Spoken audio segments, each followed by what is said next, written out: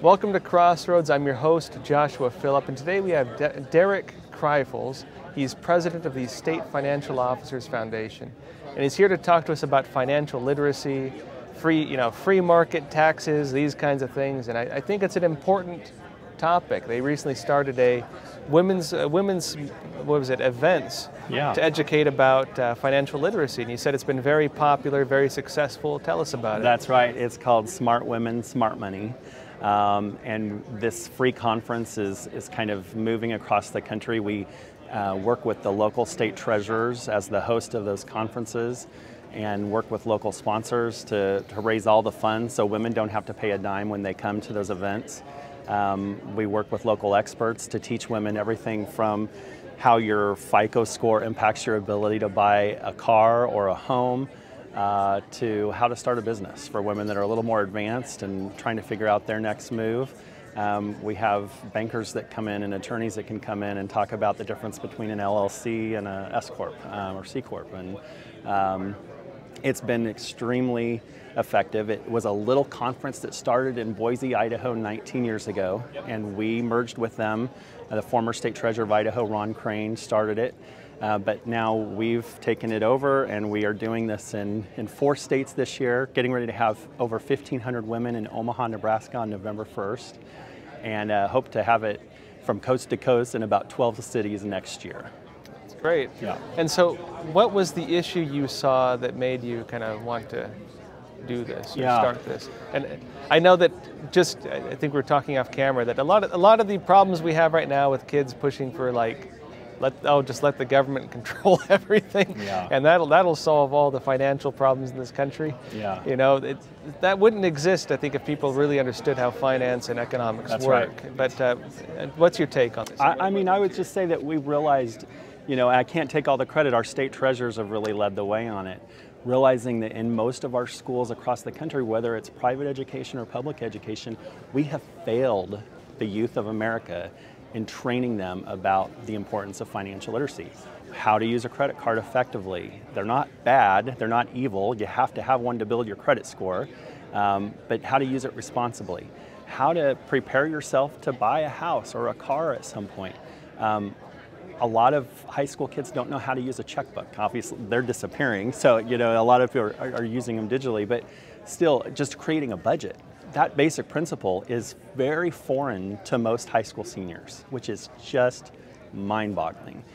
We have had a couple treasurers, Treasurer Allison Ball, our national chair from Kentucky, and Kimberly Yee from Arizona, have been kind of leaders in terms of have both passed legislation requiring a high school financial literacy class before they graduate. And we're advocating for that. We think that it's important.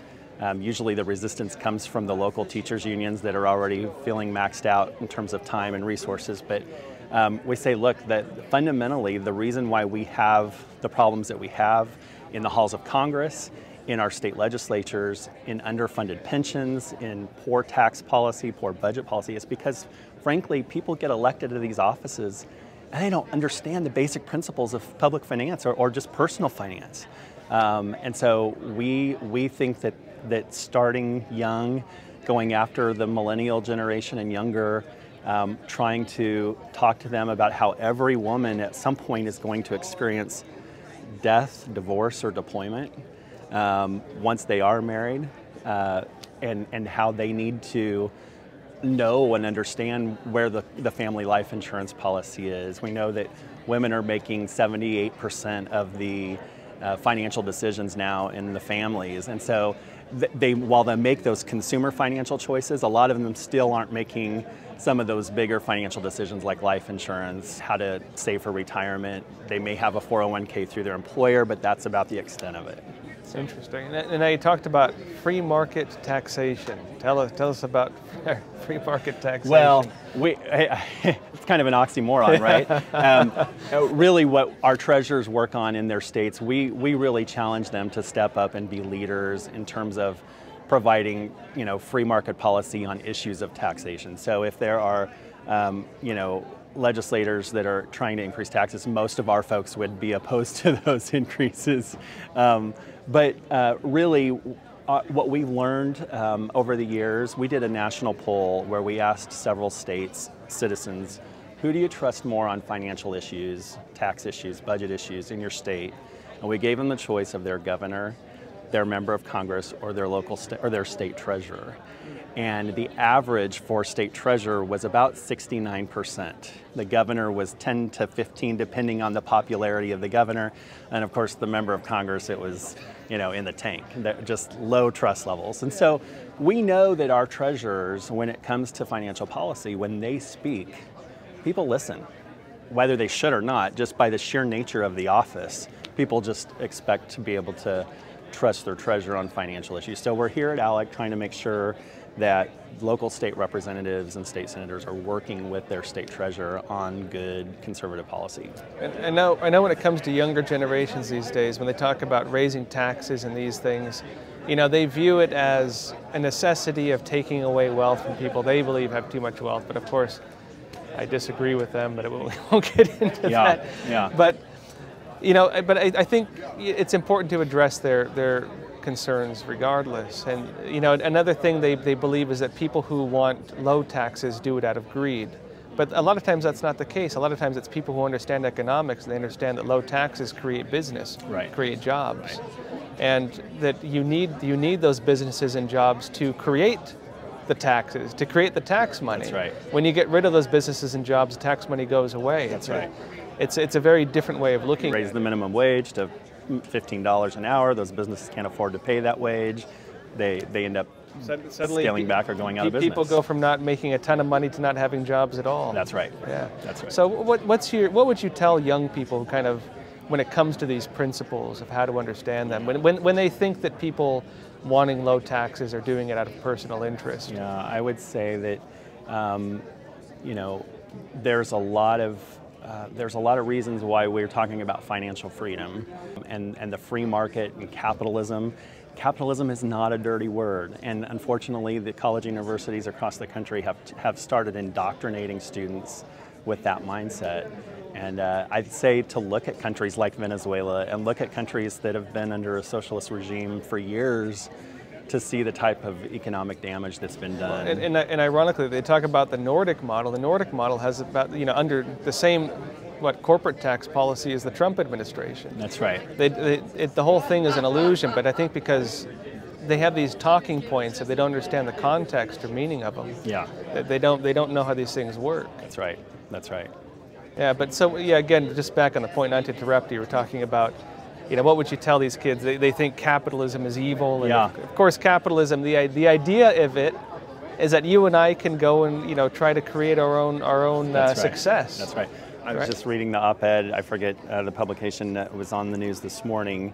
I think it was the founder of Home Depot talking about how capitalism and wealth gain is actually patriotic.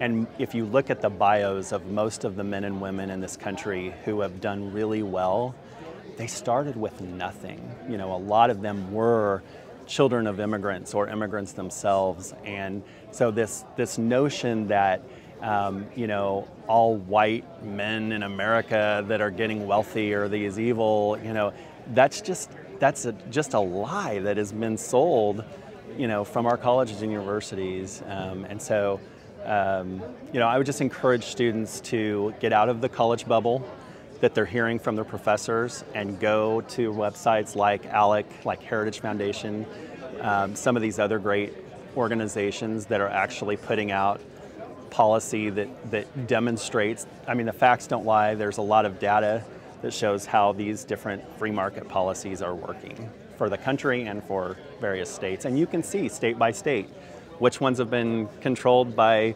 the liberal leaders that think the government's the answer to everything, and which ones have not. And you can see the difference in economic growth and the prosperity of those states. And talking on a couple principles of this, couple of things you hear a lot from, say, millennials who kind of been pulled into this whole socialist idea is one, they believe that getting rid of capitalism will get rid of, say, corporate tyranny and these types of things. It was never designed to do that. It gets rid of capitalism in the sense of the individual being able to engage in trade, right? The individual being able to pursue happiness, right, to create wealth themselves. It doesn't get rid of the institutions themselves, though. It just puts those under government control. That's why it's called the dictatorship of the proletariat, what Lenin called the state capitalist monopoly. It's not real capitalism if individuals aren't able to engage in it. But the idea is that the state controls it and micromanages it.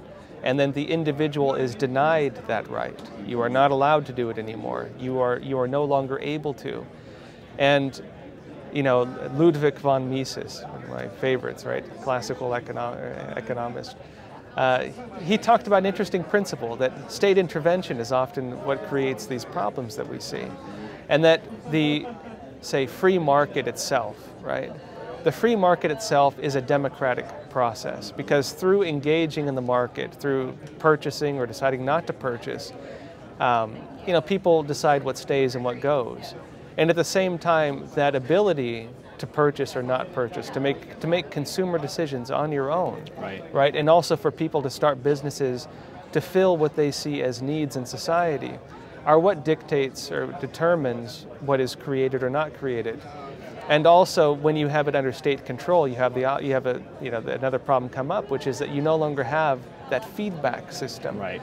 The government can say, "Oh, I believe people need this," right, and they're going to purchase it whether they like it or not. Oh, we've seen that. We saw that during the Obama administration. We had the creation of the Consumer Financial Protection Bureau, CFPB, which is, in our world, the boogeyman for any financial company, bank, investment firm.